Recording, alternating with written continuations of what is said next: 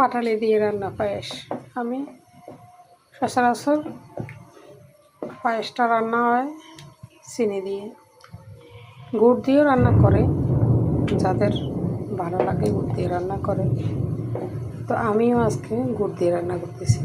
এখানে দুধের পরিমাণটা যেটা আমি বললাম যে 1 ফট চালের জন্য 3 কেজি দুধ এনাফ না।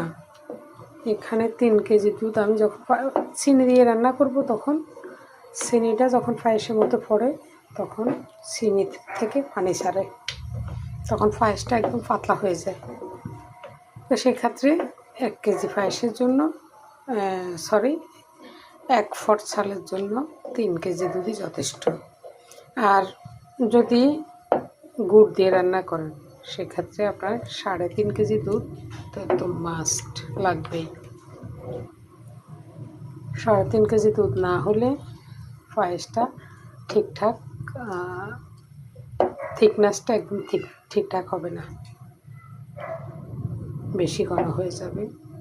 তো এটা পরিমাণটা যদি থিকনেসটা যদি আপনি ঠিকঠাক রাখতে চান তাহলে কিন্তু আপনাকে 3.5 কেজি দুধ দিতেই হবে। এটাই হচ্ছে পায়েসের নিয়ম। আর 3 কেজি দুধও চিনির বেলায় একদম পারফেক্টই। 3 কেজি দুধ 1 ফট চালের জন্য।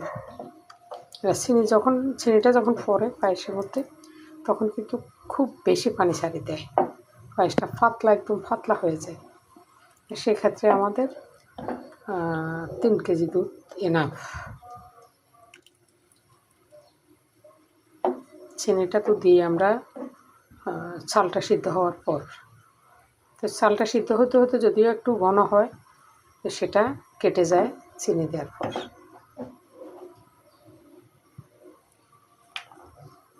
ধন্যবাদ সবাইকে, সাথে থাকবেন, তাহলে একের পর এক একটু টিপস দিয়ে যেতে পারবো ইনশাআল্লাহ।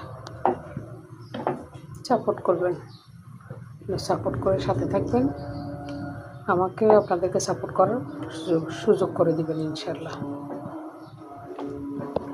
ধন্যবাদ সবাইকে।